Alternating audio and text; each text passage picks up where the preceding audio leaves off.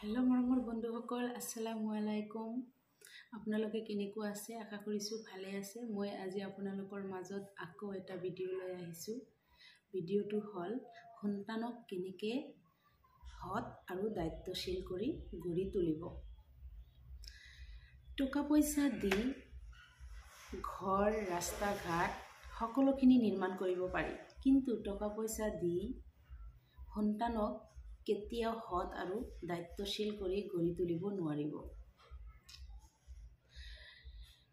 যোৰহাটৰ এগৰাকী জ্ঞানী মহিলাজনৰ নাম হ'ল ৰাজলক্ষ্মী শৰ্মা গোস্বামী।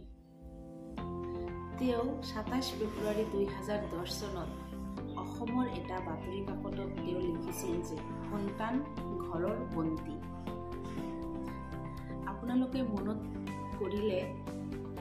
কৰিলে কেতিয়াবা এই প্ৰবন্ধটো পঢ়ি চাব। সন্তান ঘৰৰ বন্তি। সন্তানক তেনেহ'লে আমি কেনেকৈ ঘৰৰ বন্তি বনাম? এটা কথা হ'ল, মাকৰ গুণৰ পৰাই সংস্কাৰ আৰু আচাৰ ব্যৱহাৰ সন্তানে পায়, আৰু এজন দেউতাৰ পৰা এজন সন্তানে বিবেক বিবেচনা আৰু জ্ঞানী কেনেকৈ হোৱা যায় এইটো সন্তানে শিকে। এনেকৈয়ে এজন সন্তানৰ ব্যক্তিত্ব গঢ়ি উঠে আৰু সৎ দায়িত্বশীল হৈ উঠিবলৈ ধৰে। আৰু যেতিয়াই এনেদৰে দায়িত্বশীল হৈ উঠিব, তেতিয়াই সেই সন্তানে ধন, যশ, মান, সন্মান সকলোখিনি তেওঁ অৰ্জন কৰিব পাৰিব। আৰু সকলো সময়ত